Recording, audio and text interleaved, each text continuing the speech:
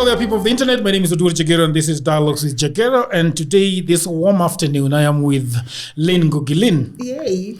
I'm so happy that you're here. Good. I'm happy I'm here. Yes. You hit 1 million the other day. Well, God is good. It's been a journey. Yeah? It's been a journey, but God is good. What did it make you feel when you saw the... Were you counting? I've seen people counting. Oh, yes. You were? Yes, at 9999, like around 20 subscribers to 1 million. Yeah. Because it stayed there for a long time. So I kept asking the team on the group, guys, what's going on? Like, why is it not reflecting?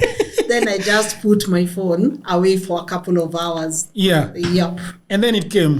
Then it came. It came. Yeah. Yes. I was looking at the top. Well, I don't count Nation. I don't count those other guys. I was just counting the people that have made it, solo. Yeah. And I saw you up top there, and I was like, she has really done well for herself. Thank you. Yeah. Not solo though. Yeah. Maybe solo as Lynn Ngugi. Yeah. But not like solo. So many people behind the 1 million subscribers. Yeah. So I have to acknowledge that because there are so many people don't get to see. So, man, it was nice. It was nice. It was nice. When do you start looking at 1 million? When you're at 900,000, 400, 600,000? Usually, we are not big on subscribers. Not that we don't want to hit 1 million, but we were targeting 1 million because we had projections and we had said by this quarter, you get KPIs even as Lynn Ngugi. So, in your KPIs, this is where you need to be. You have to do this. So we definitely knew that was a target, but we were not like every day looking at 1 million subscribers. We just knew we needed to do what we had to do to get us there. Yeah. I have watched your channel for some time. The person that introduced me to your channel was my sister. Oh. Even when I visited recently in Norway, yes, it's always running there on a TV. It's a good thing, right? Yani, I was in Kisumu. This thing was just running on your TV. You are in Norway, somewhere in your Vic, some hundreds of kilometers out of Oslo. It's running on your TV. Yes. Yes. I think when she comes here, probably you'll interview her. She has been. My sister really wanted to have a child for a long time. She was not able to have a child. Then she got triplets. Yay! For real? Yeah. What's her name? Her name is Jackie. Jackie, shout. Shout, those are my people. Yeah. Yes. I have my favorite shows of yours. Okay. Can you guess what my favorite show of yours is? The episode. It's very remote. But maybe I should ask you, you could be having your favorite episode that is not necessarily having the biggest number. Yeah. You have it, the one that really, really, really changed you. So usually, when people used to ask me like, Lynn, what was your favorite? Yeah. I would say this and this and that, right? Yeah. Now when someone asks me, Lynn, what has been your favorite episode? I say all of them. All of them. Like I keep saying all of them because every time I host someone, no matter what the subject is, you learn a lot. And then you get to realize that everyone's story is different. Yeah. And I have really grown to admire everyone I get to host because you know it. People put on a lot of strength to have their stories out there. Yeah. So for me, I don't necessarily have like a favorite, but I have to say there's something that sparked something in me. I was just telling my partner, like I had missed this level of journalism. I got to interview Mordecai Ogada and Baria Wambaria, and it actually aired today. And Jesus Christ, was I nervous before I got them, like, because I've wanted to interview them for a long time, but I kept being scared of even reaching out to Mordecai because I felt so intimidated. Yeah. And I think it's what they call imposter syndrome. You think there are people you cannot be able to interview because of how higher in thoughts and in experience they are. But when I sat with Mordecai and Barrier, I told myself I really had missed this level of journalism. The stubborn journalism, the one that I don't care, the one that, of course, I know I have to practice this with a lot of responsibility, but getting to interview those two was like a dream come true. It's not at it's my favorite show. Put that bit on that one. It's not like it's my favorite show, but they sparked something in me, and I feel like as a creative, that happens to you. Yeah. Every time you've advanced to a certain level, something happens to you that completely now changes the kind of content that you want to have. So that really did spark something in me. Yeah. When I wanted to have you on the show, I was really looking at the person that can get me Lynn. And I really looked. First of all, I thought about ZP. I said no. Yes. ZP is not good with giving numbers out. Oh, ZP. She's gonna watch this. So I said, who can I talk to? And I'm like, Aliet. Jacob. Yes. And I said, Jacob, you're the one who can give me Lynn. Can you do that? Yes. I said, I will try. Yeah. So that's where I got it from. But so when we agreed that I'm going to interview you, I started watching. I was picking random videos from you, and you need to watch. Yeah. But then, when I was watching one of your videos, I think with a lady in the village, Jael. Oh, Jael of the village. Yes. Yes. On the right, there was one that was proposed. And I'm looking at it, and it is not Lynn Ngugi. It's Lynn Personal. My personal channel. Yes. And so I'm like, okay. And I watched that one. Yes. And it was my favorite. Really? The one you watched with you did with Zawadi. With my best friend. Yeah. Yes. And after I watched it, I picked up the phone and called a friend of mine that I wanted to cut off. I picked the call, called him, and I told him, man, we need to meet and talk. And we did. Oh, really? Yeah. How was it? He came to my house, we talked, and we met up.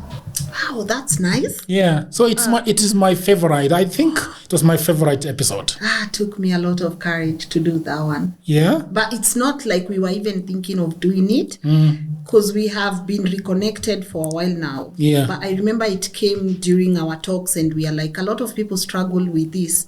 Why don't we just have a conversation? Yeah. Because friendships, people don't know how to navigate friendships, especially when you decide you want to cut someone off. Coming back takes a lot. And I feel like when you cut a friend off, the few first weeks or the few months, you already know this should have been worked on. Maybe the first 1 week or the first few days of cutting each other off. But the more you continue, the more you keep quiet, the more you go silent, the more you definitely grow apart, the more that friendship grows apart. And then you look back and you are like, this was something really beautiful. Why did we let it go? Just because of ego. We could have sat and we could have said, hey, you did me wrong, I did you wrong. Come here, we are friends. There's something that is much bigger than the act. Let's learn from what we did. You take your lessons, I take my lessons, but let's safeguard this friendship. So I feel like by the time we were, because we stayed silent for 5 years. And I looked back and I'm like, come on, Jagero, what is this now? What is this? 5 years. Hii ni ujinga bana. The way my friend is somebody that I'm very close to, and it was really hurting me. And when I watched that episode, I was like, so the Zawadi was saying that sometimes I would see you, and I would just miss you. Yes. Yes. And this is a guy that we have really done a lot together, And sometimes, and the funny thing is that when I reached out to him, he said, yes, we need to meet. So it's sort of, you guys, each and every person wants to meet the other. Yes. But because of probably the ego, you don't want to meet someone. Yeah. I want to talk a little bit about you. So I saw that I just introduced you to my channel, Right. to my podcast. By the way, my channel is about 28% Kenyans. Yes. And the rest of them are not Kenyans. When I started it, I thought I was doing something for Kenyans, and then it just slipped through my fingers and went all the way out. South Africa is about 25%. Wow. Yeah. Wow. Congrats. Yeah. Yeah. How did you grow up? How did I grow up? Where did you grow up? I'm a mixture of two places. Yeah. I've grown up Ushago. I've grown up here. I know life in Nairobi. I know life in Ushago. But I feel like now I've grown up in Nairobi for so long, I'm beginning to miss Ushago. Yeah. So I'm just trying to figure. Actually, my greatest desire is just to go back to the farm. Something happens when you start growing up. I keep saying we used to really admire the urban life, but now it's like everyone I meet, all of us, we want to go back to the farm. We want to go back to how we grew.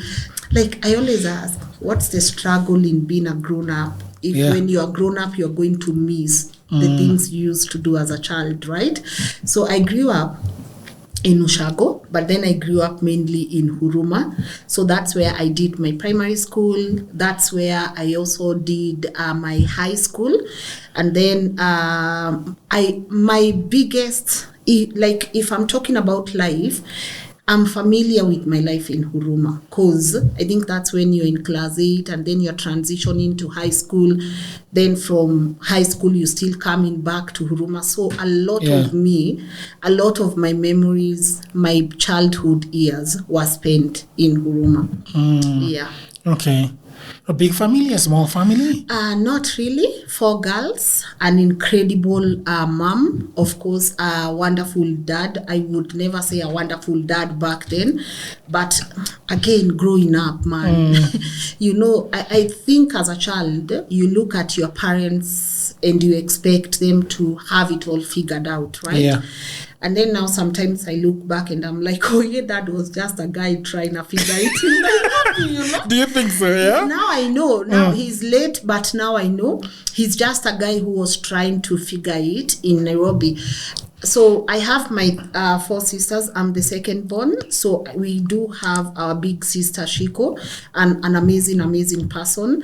And then we have Ruth who follows me. And then we have June. So we are just all girls. Yeah. And an amazing mom. So we've grown up. We've been very close growing up, which I think for me really made our childhood easier. Of course, kukosangi drama za siblings. Usivai nguo yangu, usivai kiatu yangu. Yeah.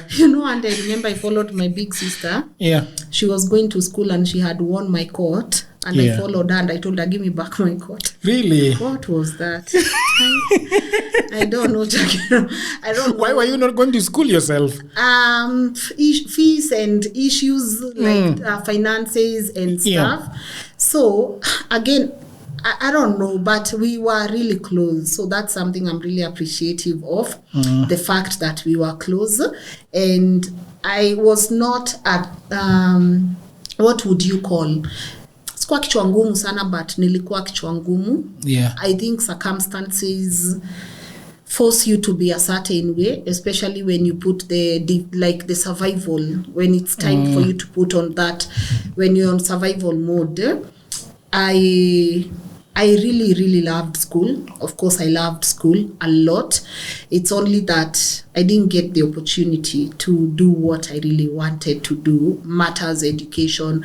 So sometimes I even always tell people like, when you hear you have, again, imposter syndrome, I'm always like, I love my diploma. There's nothing wrong with my diploma. Yeah. I love it. But that's the highest level of education I've ever gone through, like book-wise, right? Yeah. I know I'm smart in other ways because I try really to compensate on things I don't know. But there's always that feeling when you are with your friends, and then the masters and the PhDs, they come to play, and you are there like. So I didn't get the opportunity. Do you find a lot of places where education crops up and you have to talk about your diploma?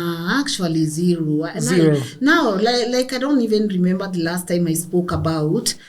Sasa ingine ndio nashinangwa hii masomo iko na pressure, because later on when you grow up no one cares. I know people care. I'm not saying don't get a master's, don't get a PhD, but you really need to understand, if you don't get an opportunity to get that, you are still a human being. If you don't get an opportunity, because we really put a lot of burden to our parents. Of course, you're growing up, there's a lot of peer pressure. You see your neighbor has gone to Alliance.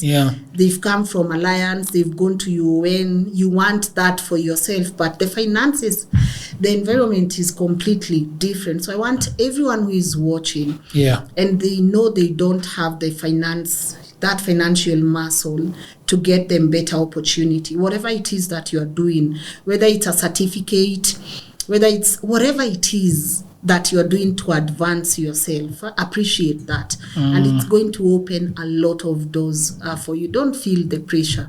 Don't feel the pressure. But of course, it's good to advance. You never get to the end of learning. And sometimes learning is not just what we go and do in school. Even from your environment, you can learn a lot of things. So it means that they wanted to be a teacher.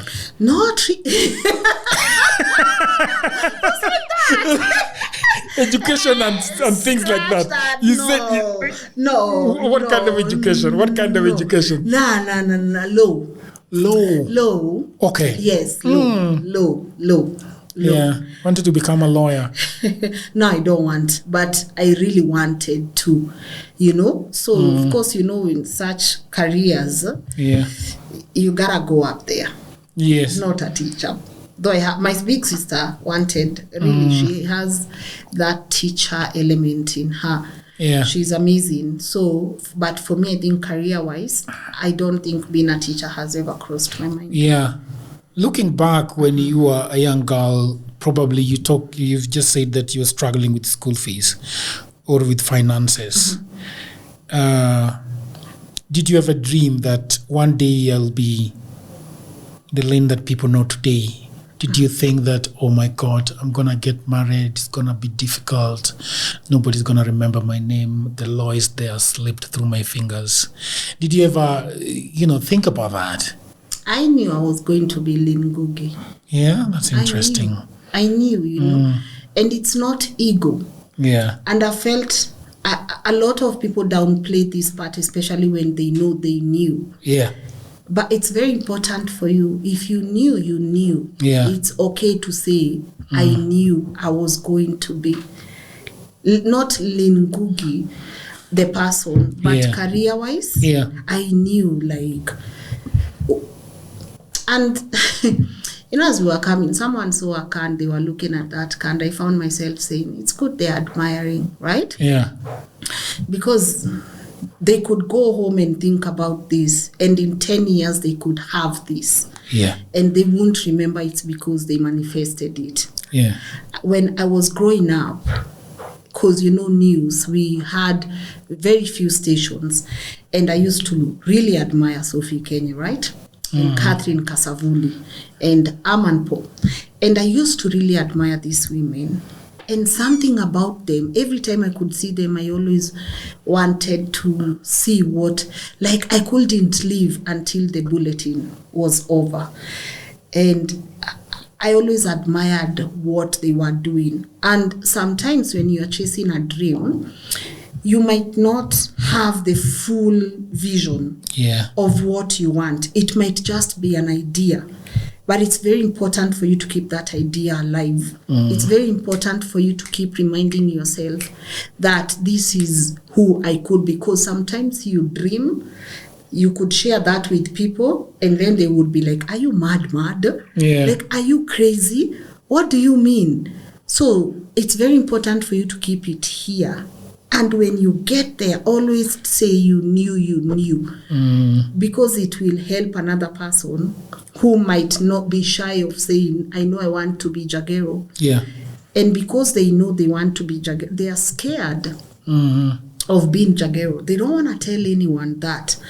But they need to keep reminding themselves, I want to be what he is doing. Not him. Yeah. I want to be inspired by what he is. So I think I had an idea. Yeah. Yeah. When you finish school, you start trying to get into the media. Yeah. How does it play out for you? Crazy. Who do you know? Right? Yeah. Because there's this crazy period where you go to a media. I did mass communication. I have an undergrad from East African School of Media Studies. So it's 2 years. So the last semester is where you're doing a lot of practical work. You're making demos because we had a school studio. So you go, you make demos. We had our own editors, our people. Yeah. They edit that, you put it in a CD. And then now you have to go to Loiter House. You are looking, where is Capital FM? You go to Citizen, you go to the favorite place a lot of people go to, KBC. You drop these demos and you drop with CVs and everything. And because you are a group of people in class, that keeps you going because mko wengi. Then you see people start finding their own way. Yeah. I'm there, I'm like, wait, is that Joely Reggae at Kiss 100? I'm like, damn, Joel is gone. Okay. You see another classmate, gone. Then the circle grows very small, and that's when reality hits you. Because when we're in school, we have the pack, Me, I was even in a group where we called ourselves Fanic Entertainment. We had formed our company. Yeah. I don't know, 13 or 12 people. You are surrounded by so many people. Then reality starts hitting when people start finding different jobs and you're there. And then now you're like, now what is this, man? Yeah. You don't know anyone. You don't have connections. You don't know where to start. So it gets really hard for you to maneuver and start practice. I didn't practice media until I finished in 2012. I practiced in 2017. For 5 years, 5 good years, I didn't do anything related. Of course, I had my YouTube channel. I would put a video too when I was in the Middle East. Of course, when I came from work, I would put something, record myself and put, but I did not practice it until 2017 August during the general election. So those 5 years, you look back and you are like, that's the most important part of my life, those 5 years. From 2012 to 2017 were the foundation of so many values in my life. Because I've told this before. When I didn't find jobs, I scouted for jobs in Dubai. So I went and became a waitress at Costa Coffee. Then after that, I went back to hospitality in Doha. So by the time I'm really doing these 5 years, it's burning in me. I want to come back and I want to practice. The one I was telling you, I don't care. Yeah. Now I was in my don't care. Like I'm resigning, I'm coming back. Whatever happens, happens.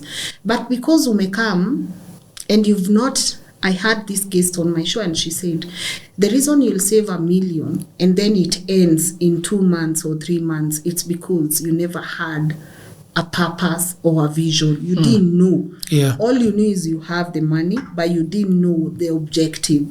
So by the time I'm coming back home with my savings, I'm running out of time.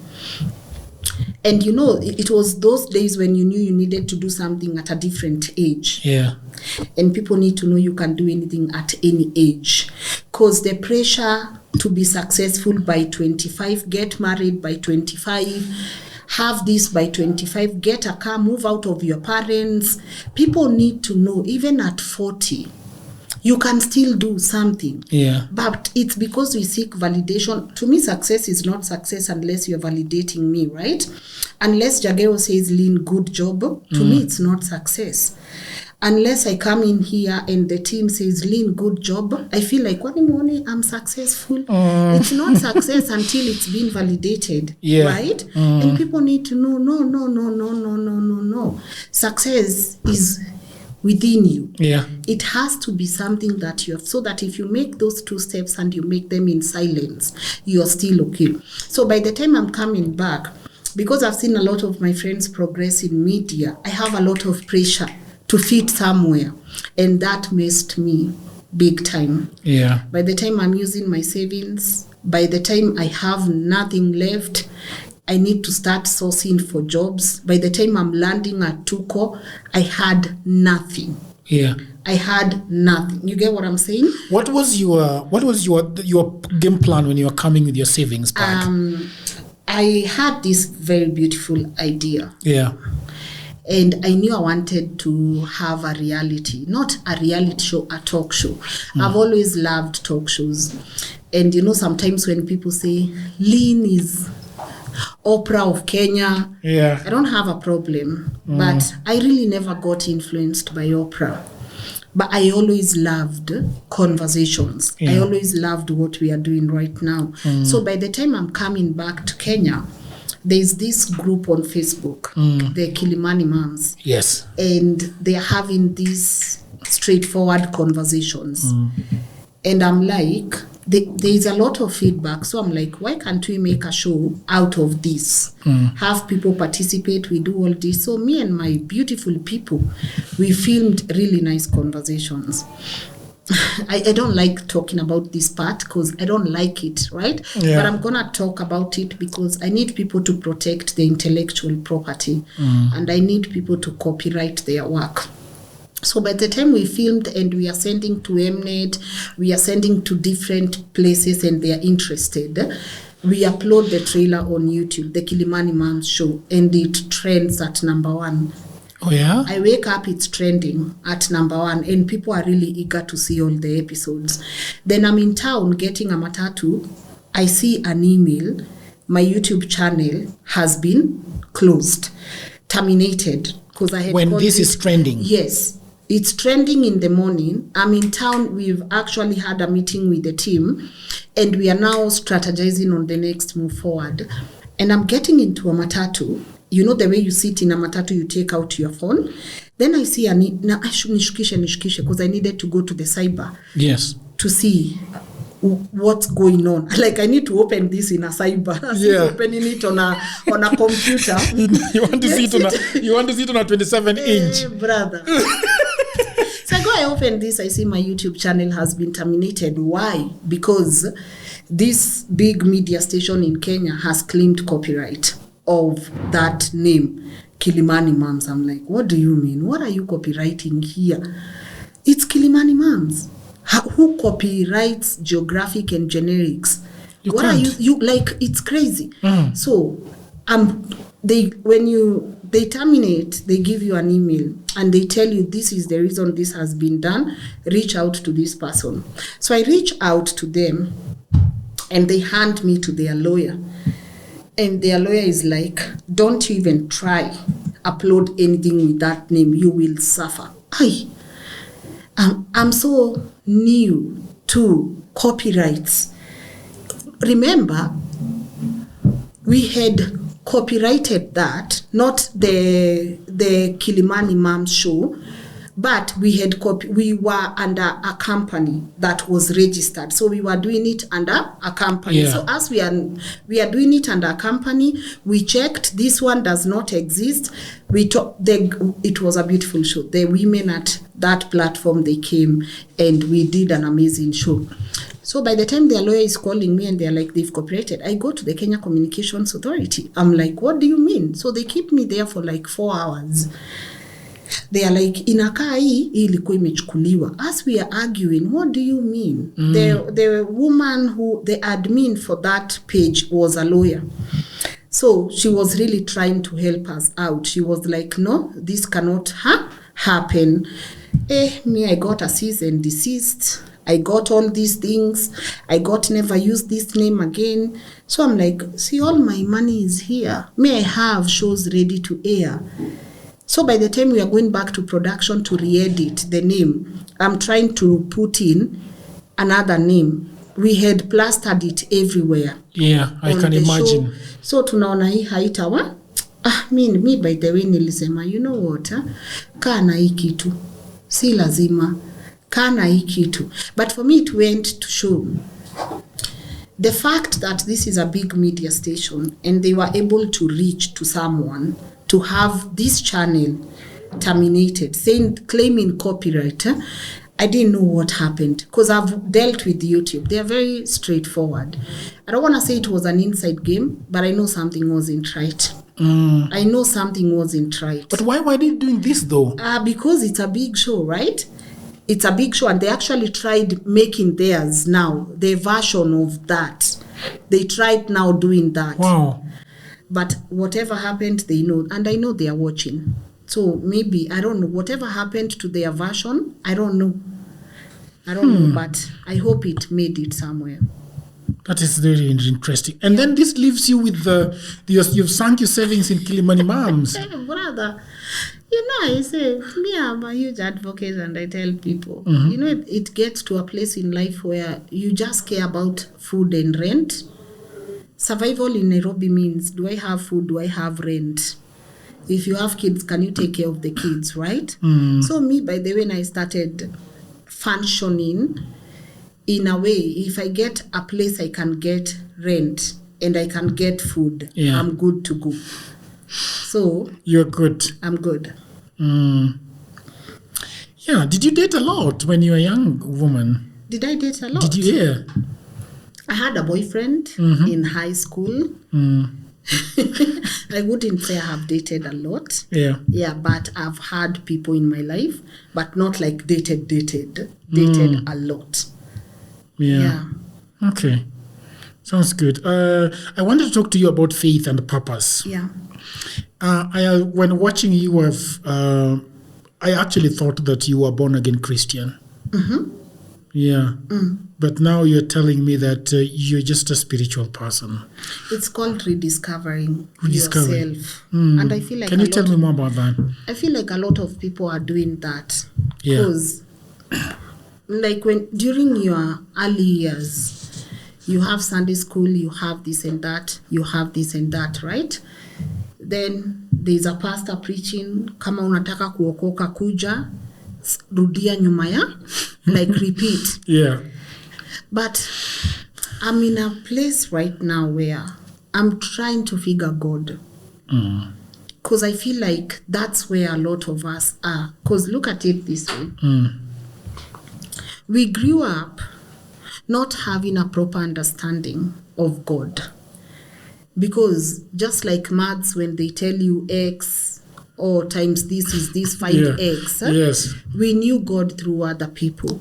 But now the more I grow, the more I realize I really need to know God by myself. Because I feel like that's the work we don't do. Yeah. And it's very easy for us to get manipulated because we don't know God by ourselves. So I'm starting to have a relationship with God. I'm starting to wonder. And it's okay to wonder. Yeah. Because I don't know. There's nothing wrong with you wondering. There's nothing wrong with you trying to find an answer to this. There's nothing wrong with you not wanting to follow the masses. So I know I'm not like a bad person, right? Yeah. But I need also to understand what I don't like religion. I don't know. Because for me, it doesn't make sense that if you are serving this God, you're serving this God, you're serving this God, you're serving this God, I'm serving this God, it's too complicated. And a lot of people feel like they have to take a side. But for me, I feel like I need to be on God's side. The Bible is something people really need to read. Yeah. By themselves and for themselves. And there's a lot of things we don't know in the Bible. Yeah. I can tell you that for free. And we quote it selectively. Yeah. If this verse serves me, I'm going to use this verse for the rest of my life. But we don't know what's in before or after. Yeah. We don't want to do the work. What's before, what's after. So I would say I'm in my spiritual journey. But then you gotta be intentional about it, because if you're putting in the work in your content, you also gotta put in the work there. Understanding requires you putting in the work somewhere. For you to pass your exams, you needed to put in the work somewhere. For me to know, I already know where I am right now, but I need to understand, what is this? What is this? Why did this happen? So what happened? It's a journey. It's a journey. Yeah. Do you pray? Yes, I do. Yes, I do. To God? To who else? Again, I'm not going to sit here and say, let me tell you. Yeah. Even if you are to put me, I say I don't impose my beliefs on other people. Yeah. But I can tell you for a fact, we are not here by ourselves. Yeah. We are not here by ourselves. It looks so complicated that something happened. Yeah. We are not here by ourselves, right? It would be easy to say, wachana, mimi, nini. Yeah. Bro, until something happens in your life and then you come out of it and you don't know how you came out of it. Yeah. And you know you didn't come out of it out of your own might. Yeah. You're not alone. You're not alone. I always think that I'm not alone. What's your belief? My belief is really complicated. When I was growing up, I was co-opted into church. My father was ridiculed the church a lot. He was Catholic, but he never went to church. Okay. And my mother never also went to church that much. But then at some point, there was a lot of alcoholism in my family. Yeah. And my brother did not go to school. My sisters did not go to school. So, like you were talking about being a diploma, that's why I reached myself. Yeah. And I remember things were really, really tough at home. And alcoholism left, right, and center. And I was, how do I escape this? And so I got born again. I went to church and I got born again. Yeah. And when I got born again, things started really, really changing in my life. I remember wanting to go to school so badly, and my father was in depression after being, kicked out of his job because he wasn't able to go there. And my mother was in and out of the hospital. So I told God, I really want to go to school and study journalism and mass communication. Okay. Yeah. But there was no way of doing it, like absolutely no way. So I went into prayer and fasting and told God that, you know what I want to do, God? I want to go to Nairobi. And there's an uncle of mine in the city. And I'm going to tell him that I'm going to him. Because if I tell him, he's going to tell me no. I'm not around. I'm not around. Yeah, I'm not around. I wasn't going to listen to So I boarded a Kamba bus. Called his brother who was in Nairobi and told him that, I'm coming to your house. And he thought that I'd spoken with his brother. Yeah. So he said, you come. And I just came. I prayed, came, and started my education. Our college was next to Kencom House, the other side. Nyayo, what was the name of that? Close to Aga Khan Walk. Yeah, and 5 months down the road after coming to, my father had died of depression. Yeah. So, sorry. Yeah. So I came to Nairobi and my mother was really sick. And 5 months, so I get into Nairobi Aviation, okay. I started going there and there was no school fees at all. So me, I was just dodging the admin. Yes. 5 months down the road, my classmate who had a phone, because I didn't have a phone, gets a text message that tell him that his mother is died. Yes, he's dead. Oh. So I remained in Nairobi without the last parent that I had is gone. So again, I go and tell the head of department that, you know what, this is not working. And she tells me, a very good-humored, Kalenjin woman. She tells me that just stay there and do what you can. So I go all the way to to certificate level. And when I get to certificate level, I say, this is enough. There is no fare, there is no school fees, there is nothing. I just can't do this. So I go back to her and tell her that I have to drop out. And she tells me, write a letter to the school and tell them that you're not able to pay school fees. And then I write the letter begrudgingly and send it to the principal, who was very close to the owner of the school. And I don't hear from them for like 3 weeks. Then one day I am seated at the reception, and then this guy walks on. Are you Odur? Hey, yeah, come to my office. And then this guy tells me that I saw your letter, and we want to let you study for free. So they wrote off all my debt. Wow. And for 3 years I was just there like some rich kid who doesn't need to pay. I hope that you're enjoying this program. Over the last 15 years, I have been working online for clients in America, in Europe, and all over the world. And that is why it pains me a lot when I see a lot of African brothers and sisters saying that they do not have a job.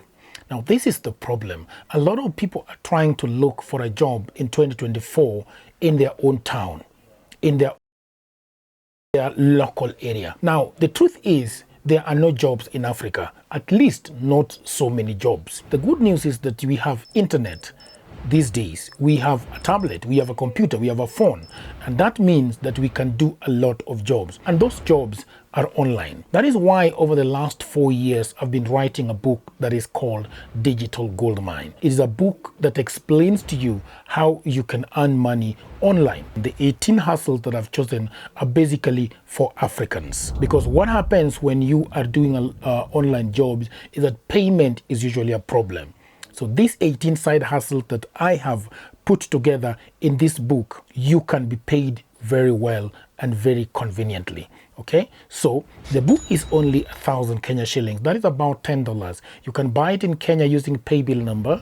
You can buy it online from anywhere in the world using a credit or a debit card. All the information about this book is in the description below. And if you have a brother, you have a wife, you have a husband, you have a friend who is sitting at home and watching Netflix, please do buy this book for them. If you are the one sitting at home and watching Netflix and have nothing to do, please buy this book and your life is gonna change forever. Because I have been doing this online and I've been traveling and I've been enjoying myself and having a lot of fun.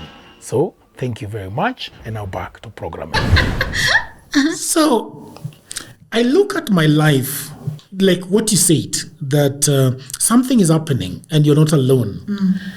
So that's the roundabout way of saying that whenever people say there is no God, I look at the trajectory of my life, and I see that there's something usually happening to me. Every now and again, something happening. You know, I remember the first job that I got. I remember I was very broke in the city. I was doing, after doing mass communication journalism, I wasn't able to get into TV for obvious reason. The reason that you've studied, the same story. You didn't know nobody. No. I didn't know no one. Yeah.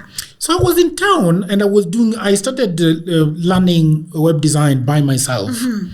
And I am in town and I get a call from a lady. And she's telling me, you know how to work with Joomla? And I'm like, yeah, I know how to work with Joomla. And she tells me that I'm calling you from Central Bank. Oh. I am telling you. New money. I'm calling you from Central Bank. We have a problem with our website. And I need somebody to teach my team how to take care of it. Wow. And I go to Central Bank. I had no bank account. I think it was closed by Equity because of... So I got there and I'm ushered into the boardroom at CBK. And I was extremely intimidated. But that lady was, looking at me. So my life, there are a lot of women who have come through for me, And I always say women are good. We are. We are. What's wrong? I agree. We are. Yeah. And she ushers me in there and tells me that this is the team. I want you to talk to them. So she joins the meeting and we talk. Yes. And she tells me that now, how long is it going to take you to teach them? I say out of the top of my head, I don't even know what I'm saying. I say a week. Say, fine. So you will send me how much you're going to charge. And I call my friend and tell them, I don't even know what these guys want me to do. So he tells me, charge them $1 million. And I'm like, are you crazy?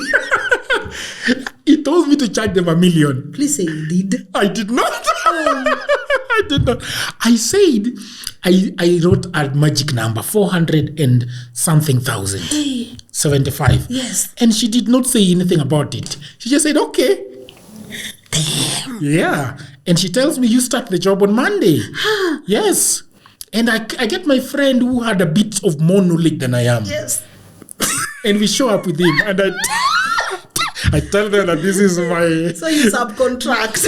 Not really. We were just doing it together. But he was better than me. Yes. He could speak more than I could. And so on Thursday, she had told me to send everything. The bank account, I went to Equity, told them, you gotta, resurrect this account. Please. Yes.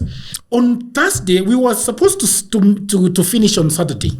And on Thursday, I saw a text message from Equity. They had wired the entire amount. Wow.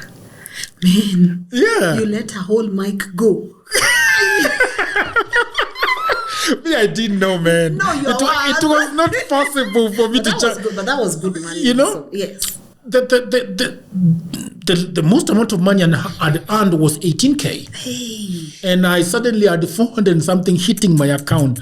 Unajua bwana hiyo pesa haikuisha. Nilikula na ishi. Haikuisha. Yeah. I even went to the village. Aishi. Nikaenda Kisumu aishi. Ukaland. Ukaonyesha, let me show you how it's done. Lynn, you've started interviewing me. I'm sorry, man. Ukaonyesha how it's done.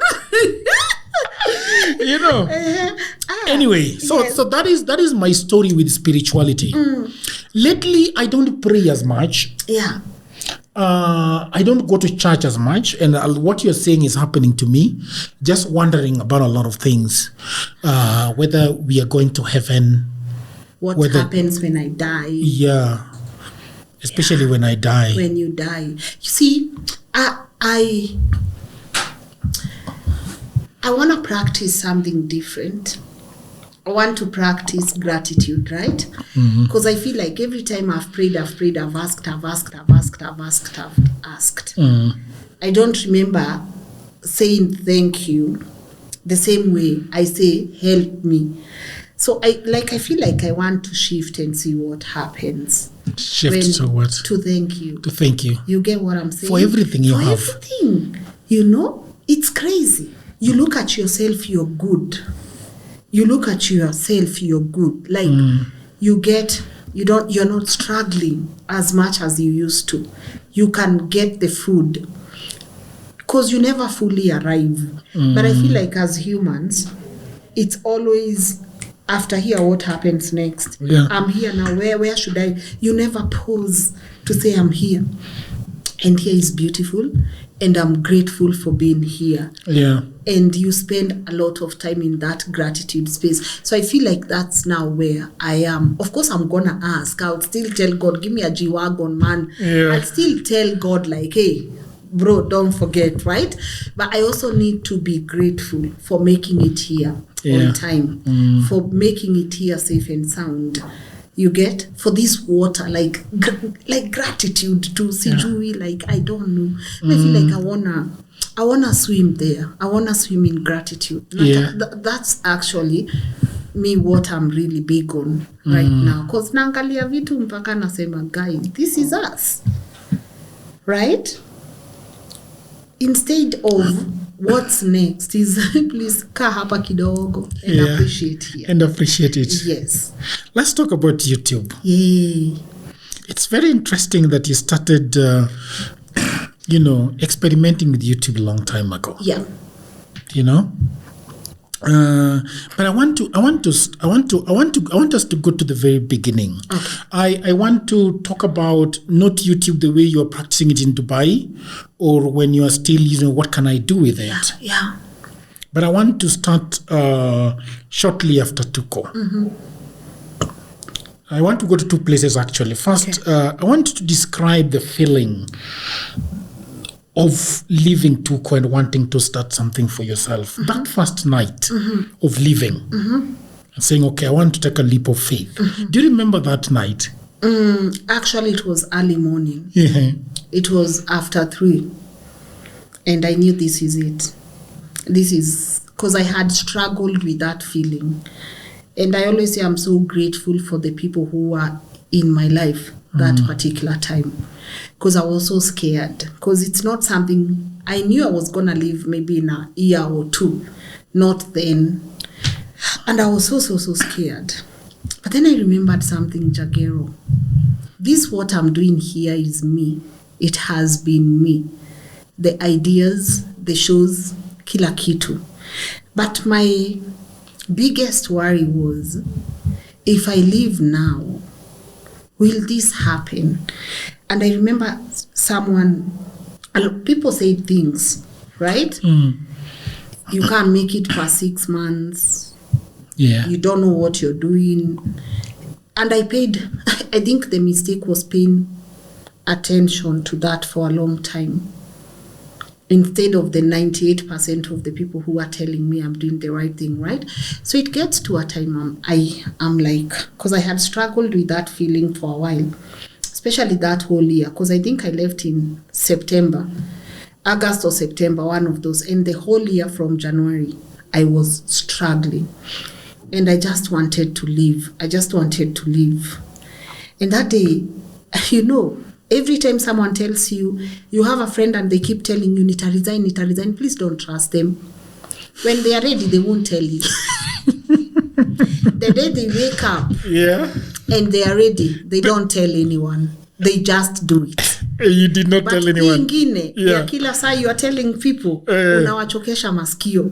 You are looking for validation. You are looking for extra strength. You are looking for courage. Mtsea kupatia kwa confidence. Lynn fanya hivi. So, I think after I told people, I think a month passed. And then this day after 3 a.m. I just woke up and I'm like, you know what? This is going to be my last day. And I sent that resignation. And I said, oh my God, I'm so free. That was... I'm so free. Yeah. But I knew something. I wasn't doing it to take a pause. For me, the journey had to continue. So the first day, of course, kuna emotions, kuna conversations, kuna calls, kuna conference calls, kuna do this, do that, let's try this. But I was like, no, I want to go. I really want to go. So by the time I am doing my first video on why I left, and I uploaded it, and I posted it, I didn't turn my phone on until around 4 in the morning. Then when I woke up and I saw the video was trending and I had gotten almost 100,000 subscribers, I had to double check. Wait, what? Is this me? Man, nililia. I cried. Me nililia. But the transition point, because you are not prepared, you just did it. Sasa ingine jichoshe ufanye hii kitu. Acha kujipanga sana. Ukijipanga sana utaumia. We msiresign. But ukijipanga pia sana, you overcomplicate it. So for me, the transitioning was, I think what made it easy were my fans, my people. I got so many emails. I got so many comments. I got so many subscribers that I honestly, I stopped fearing. Yeah. Nasa nikasema kaende. Yeah. Like sasa si, kaende. But I knew one thing with YouTube though. YouTube ubahatishangi nayo.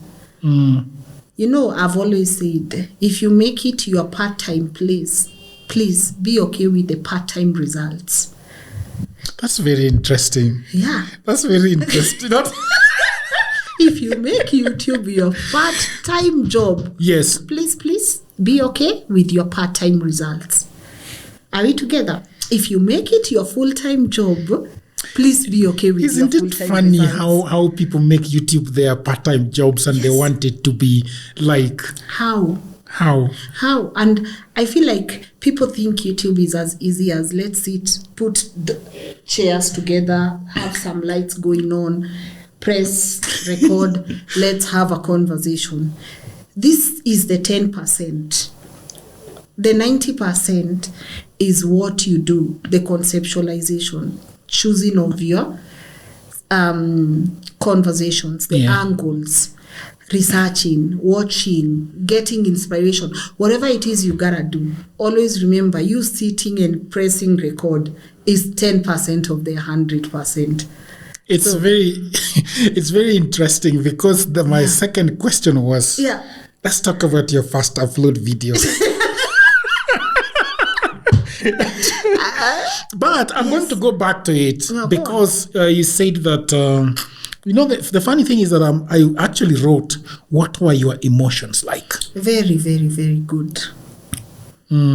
Because as I said, I had 99% of the support. Yeah. And as I said, akukosangi watu wanasema hivi na hivi. And I was telling people, please stop being entitled to people's love. Please don't be entitled, oh, I'm Lynn Ngugi, people love me. My friend, people will love you and hate you in equal measure. You gotta be like, please stop being entitled with people love me. Be entitled with people. If you're gonna be entitled with people love you, please be okay with people hating you too. Because as above, so below. Yes. Right? So the problem is, there was a huge percentage of people who really wanted me to win. And I remember one of my fans, her name is Angie. She wrote me this really beautiful poem. And I've never forgotten about it, right? And I was just going through that poem. And I could see someone I've never met, a stranger I have never met, telling me, Lynn, you're gonna do this. And it's crazy. In life, you have a lot of people vouching for you. But you hear one person saying, we are giving her 6 months. Ataenda kuuza masks, right? It was Corona time. Surely. You know what I'm saying? Yeah. Ama you get your friends telling you, Nani called me and they don't think you're doing the right. So you have 4 or 3 voices saying something really negative. Or you go to the comments and you read a stranger's comment and they are saying, no, like you get what I'm saying? Yeah. And you stick to that. You really pay attention to that. So where my emotions really got messed up was when I started paying attention to the 1 or 2% that was really not vouching for me. And I forgot people I had never met.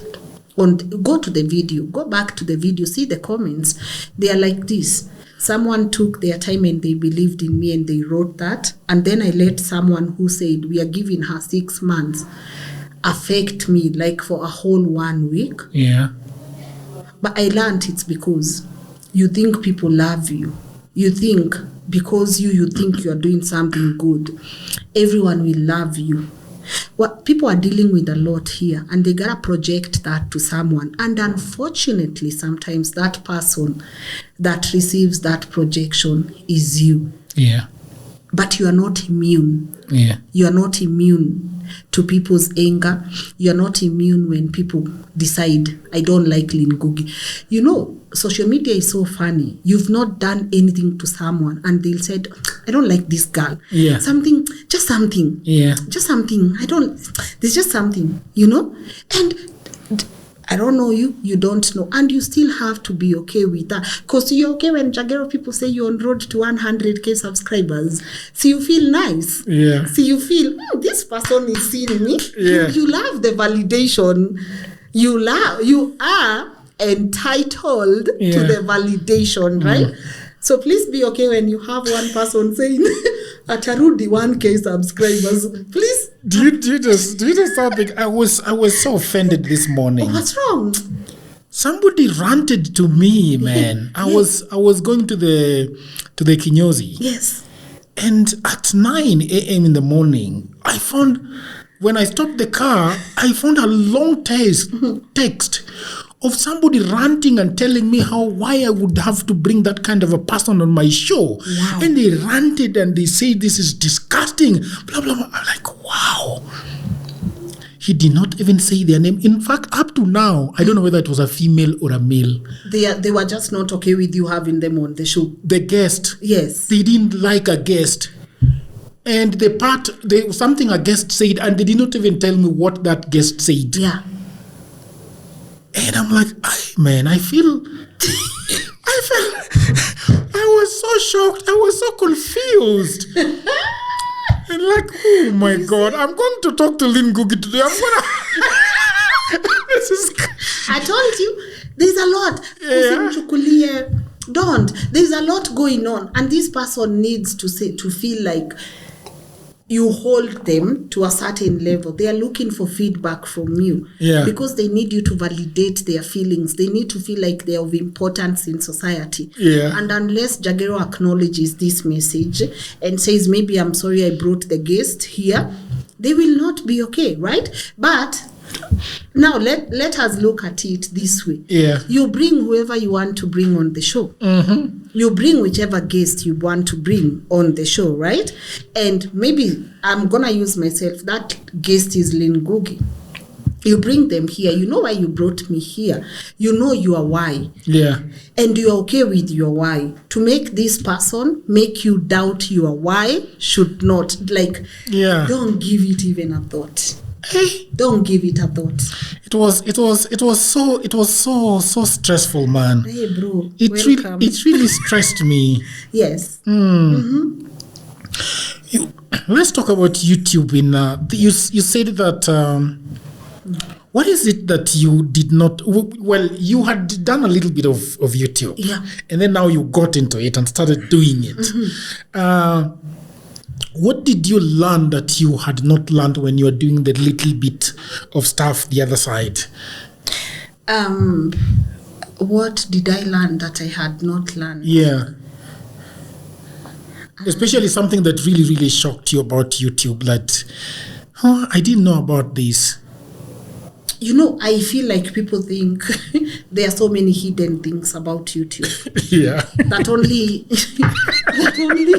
a few people know. Yeah. And maybe this is why these people are successful. Isn't that true, Lynn? That there is something that you know that people don't know? Let me break it to you. Okay. Right? Yes. Let me break it to you. Mm-hmm. You know, there is no hidden truth about succeeding in YouTube. Mm-hmm. YouTube demands a few things. Yes. YouTube demands consistency.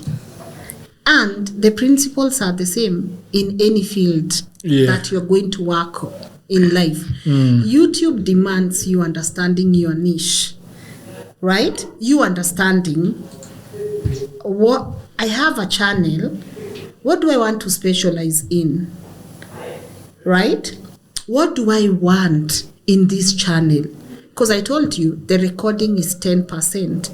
Record, edit, upload is 10%. The 90% requires intense research. Yeah. I told you I loved conversations. Me, I've always known, put a chair here, we can talk.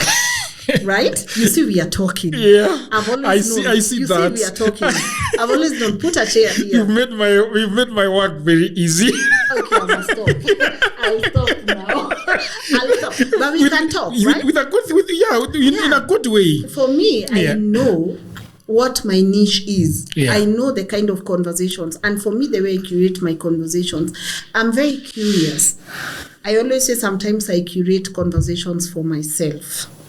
Like one day you brought your lady here, your wife here, right? Yeah. And I watched. Yeah. And I loved her. Yeah. And I was like, I put it down. One day I will interview her on this and this and that. Because I was curious. Yeah. I wasn't curious because the audience want this. I was curious as Lynn Ngugi.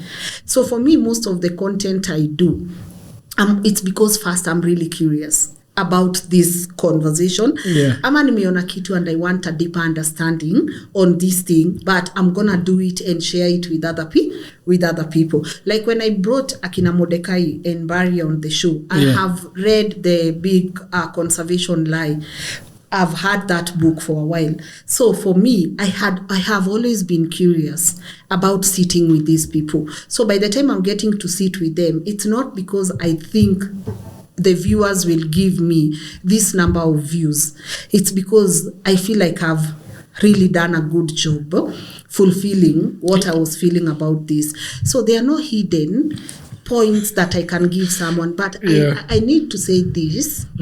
People need to take YouTube as a full-time job, because the return on investment is really good. Across board, it's really good. When you're consistent, when you build your own audience, organic. Please don't clout chase. It might stay kidogo, but it will go. But I know you have fans in Zimbabwe who come to this platform because they love you and they followed your journey organically. Most of my subscribers, this is our 8th year together. Probably.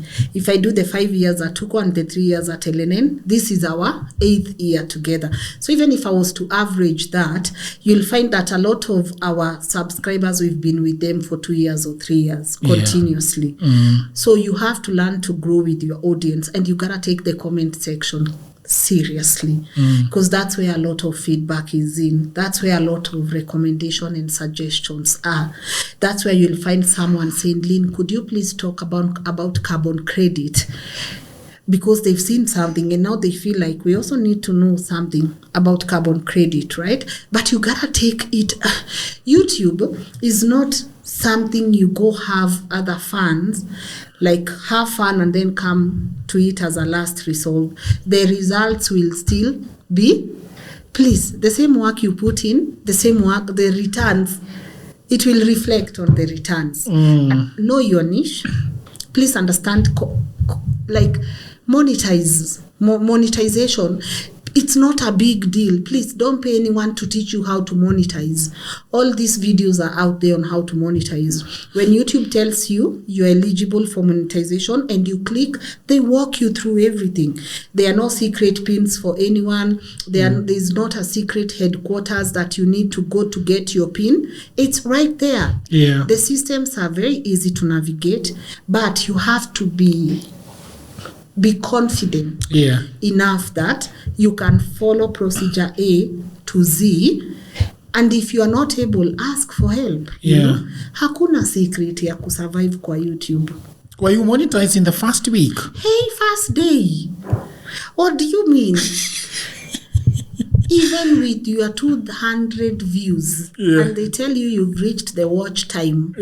No, not 200 views, because 200 views will not give you watch time. With your 4K hours. 4K hours. Please monetize.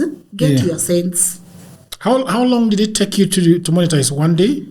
To monetize what? To monetize your channel. No, my channel, before I put anything there, I had already, because I said I had some videos there. Yes. My like life in Dubai, whatever. They're on private right now, because now I made it more of a public. Because I was vlogging that time. So by the time I'm leaving, I have I've met everything as required by YouTube, monetized, got my pin, got everything. And I have to credit one person, my former boss at Tuko, who we left around the same time, really helped me with the process.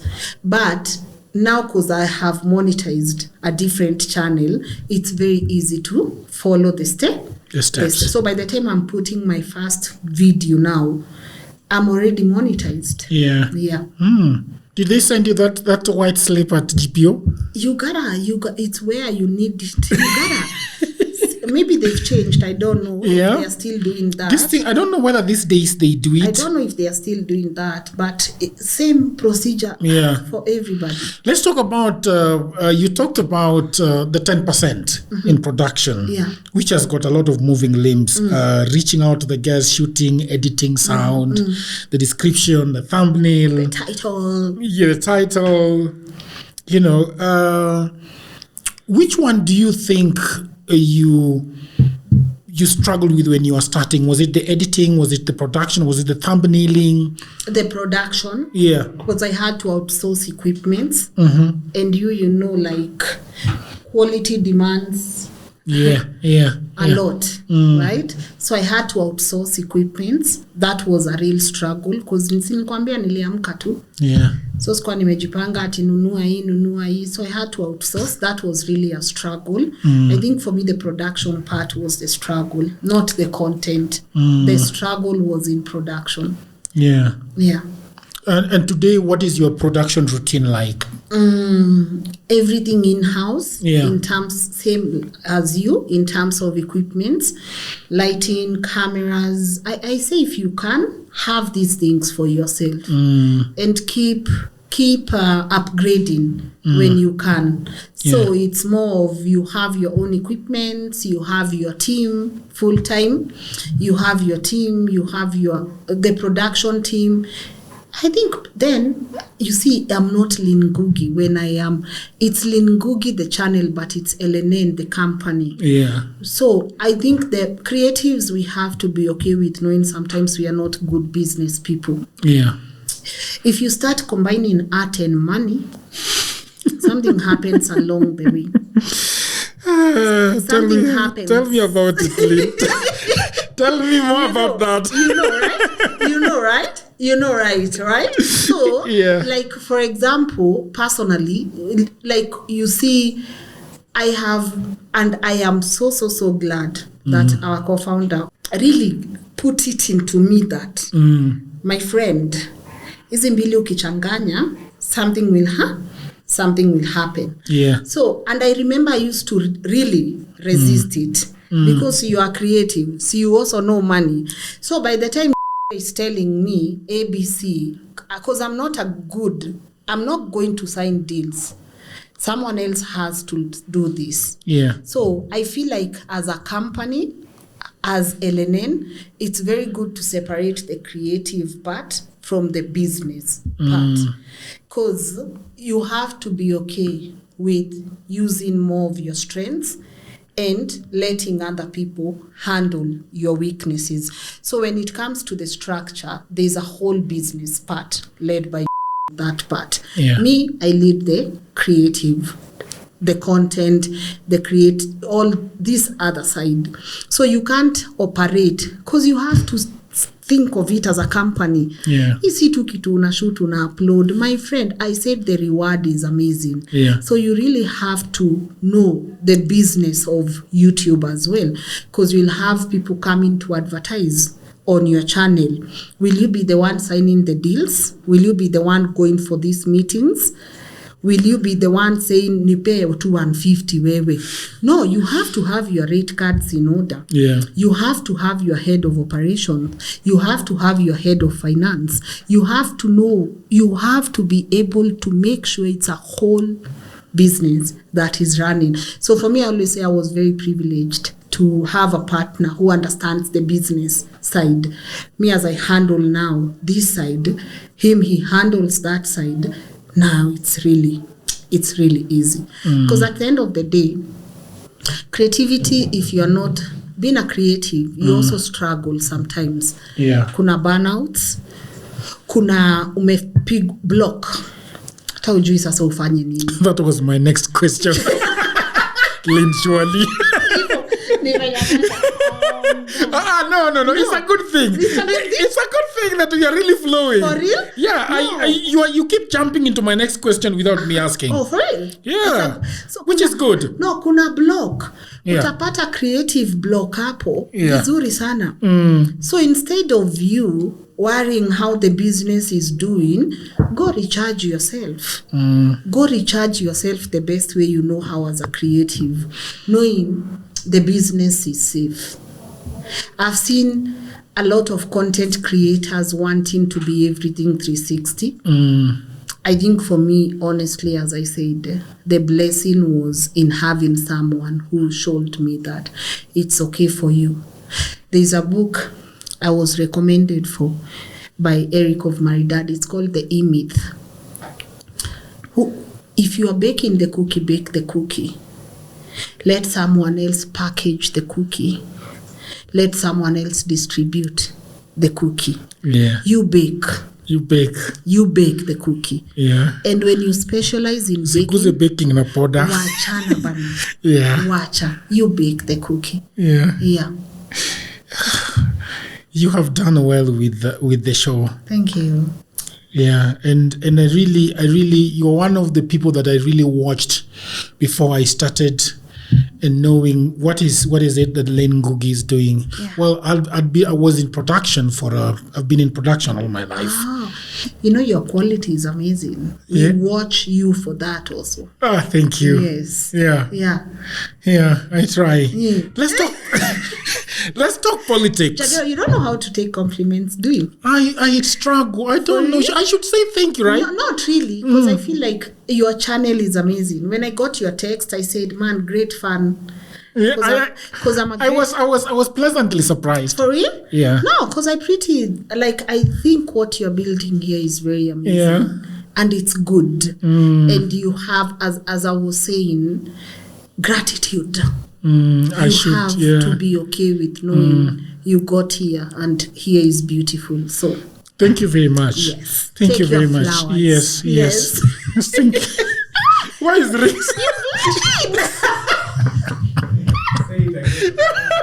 Should I repeat that? I repeat that.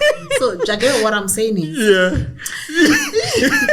what you've built here is amazing. Thank you very much. I need you to take your flowers. Yeah.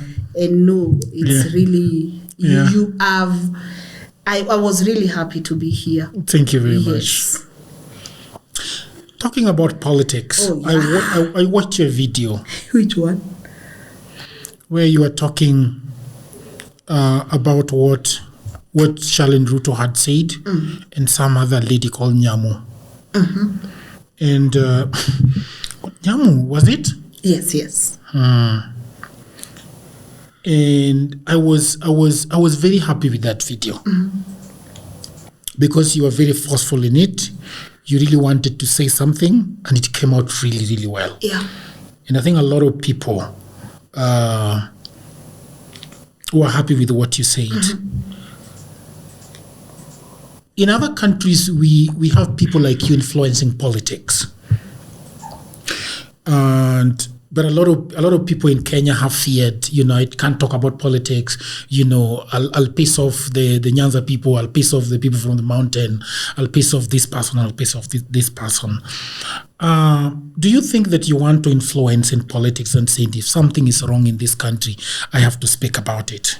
Jagero, why not? This is not just any politics.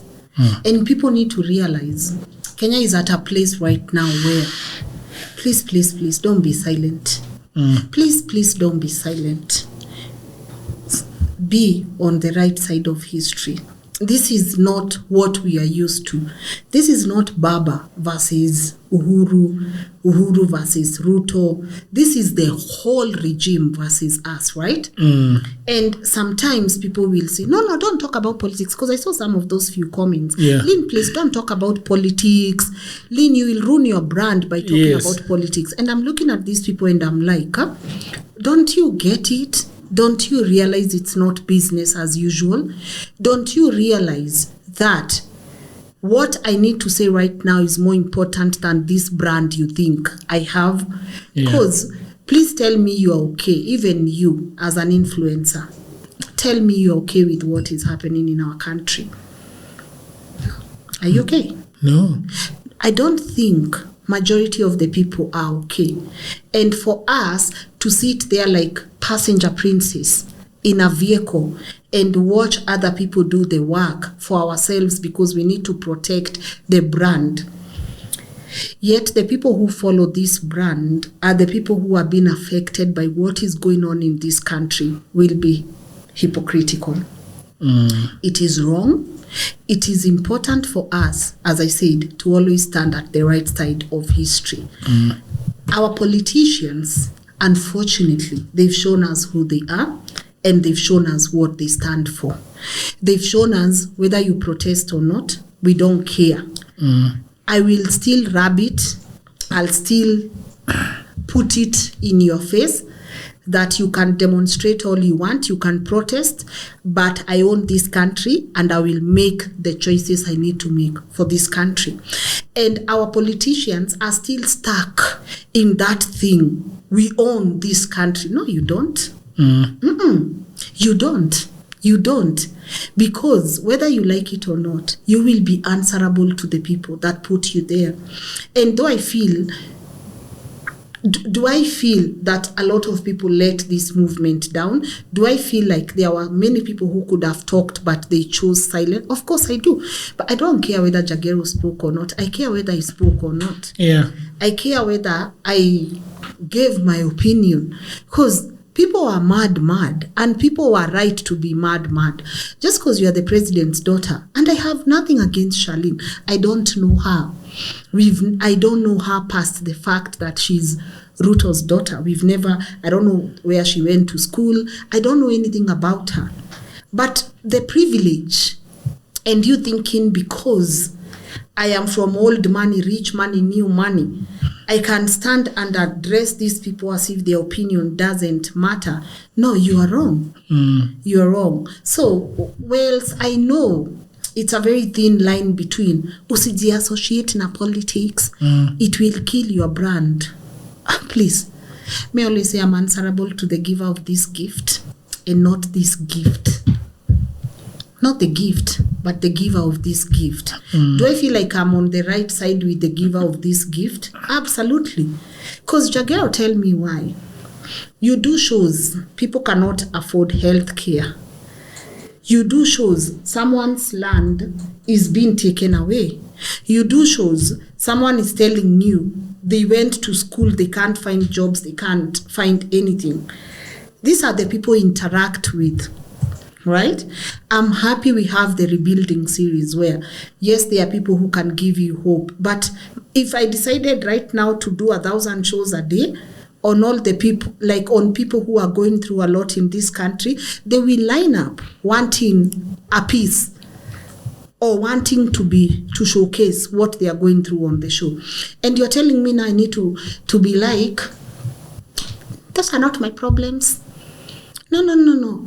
That's our problems. Like, actually, if we don't talk, whether we like it or not, other people will talk. Kasmuel is talking. Yeah. Did we ever think he would talk? And people need to stop thinking that because you don't talk, other people won't talk. There's a whole community out here who are willing to talk for the sake of our country. So for me to sit there and be like, I own a brand, please let it crash. I own a brand. Please let it crash and we will start again. Because don't we always do that? Yeah. Don't we always start from scratch? But I want to start knowing I'm on the right side of history. I don't want to be up there with 5 million subscribers and no, me, I can never talk about this because my brand where? Nah, Jack, by the way, this thing just upsets me, by the way. Yeah? It upsets me because I feel like we have a very beautiful country. And I feel like we need to collectively understand that we don't have any other country. We act as if today we can pack up and go to Uganda. Yeah. If you get your 4 kids or 5 kids or 2 kids, they can pack up and go and live comfortably in South Africa. We are Africans, right? Mm-hmm. Soil is very important to us. There's a reason we were born in Kenya. There's a reason I'm Lynn Ngugi from Kenya. I'm not Lynn Ngugi from South Africa. I'm Lynn Ngugi from Kenya. There's a reason why I know where my Guka's place is. There's a reason why I know I called this home. So to act as if this doesn't involve us. We can pack up tomorrow, get some US citizenship, and start living our life as if nothing happened. Come on now, why are you lying to yourself? We have one Kenya. Yeah. Just one. How does this play out? Because, before we had the Luos coming together and one person from Luo land fronting, saying that, okay, this is the person that you are going to vote for. You go to Kalenjin land and you find one person, saying that everybody vote this way. We go to Mount Kenya. And I think this is what has been hurting us as people. Yeah. In 2027, do you think that we can come together and say, okay, enough is enough, and choose somebody that is probably not a tribal kingpin? Why not? We've demonstrated we can, because they thrive on knowing you are Luo, right? Yeah. I'm Kikuyu. They thrive on tribal politics. They thrive on knowing the moment you will come and say something about Adoanyoba, man, ni game over. Yeah. They thrive. They know which buttons to. They know. And they thrive. But they're scared because that doesn't work anymore. When was the last time I actually cared about someone being a Luo? When was the last time I actually cared about someone being a Nandi? The last time I looked at him and asked myself, is he Luo? Is he Kikuyu? I can't remember. And so many people can't. Majority of the people in Kenya right now cannot remember the last time that crossed their mind. But wait until we get around 2026. They'll start telling us those things because they know which buttons. Yeah. They know. But can we collectively come together? If Hanifa decides, yeah, good. Whoever decides, Jagero, if you decide, and your manifesto is clear, right? And you're not giving us these politics of Akina, what are their names? These celebrities who come and then they are campaigning right now. If Eric Omondi decides to run right now, I'm voting for him. Yeah. Because he's not just a celebrity. He's an active person doing what is right for this country. But you have this tendency of celebrities because they have a following, so they know if we come and we start talking, nipeeni. Have we not seen them? Have we not seen what they've been able to do? Nothing, zero. So right now, our leaders politicians, bullies, they need to You no longer call them leaders? Nah, come on. Yeah. That was too much, by the way. I apologize to myself for having called a politician a leader. I apologize to myself. They are not. They are not. They sit together. They have late night meetings together. They strategize and they say, "Uyu ndi atatufaa, weka uyu hapa, toa uyu hapa, weka uyu hapa." They treat us like goats, Yeah. I apologize to myself for having called any politician a leader. But now if one of us stands, and it's not me, I never want to be in politics. You don't want to be in politics? Nah. Not even a nominated one? No, I don't want. And that's okay. And people need to be okay with saying I don't want to be. Don't let people pressure you into being in positions that you don't want to be in, right? So if Jagero, you stand and we feel like this is the man, I won't put into consideration that you are Luo. Yeah. You are Jagero. And then you are a Luo, because that's beautiful. We don't need to do away with our tribes. Our tribes make us who we are. There's joy in me being a Kikuyu. There's joy in you being a Luo. We shouldn't be shy of saying I'm a Kikuyu, you are Luo, but we should never use that to divide us. Yeah. If anything, let that bring us together. Hey, Jagero, Luos, how do you do this, right? Yeah. Lynn, how can we come together and do this, right? Let our cultures be the reason we come together, but not the reason why we end up being divided. Yeah. Nah. Lynn, this has been a beautiful episode. Yes. I don't know how long it was. 1 hour, 30 minutes. 1 hour, 30 minutes. It's a wrap, guys. It was amazing. Yeah. Thank you very much for coming. I appreciate it. I congratulate you again for reaching that big milestone of 1 million subscribers. Thank you.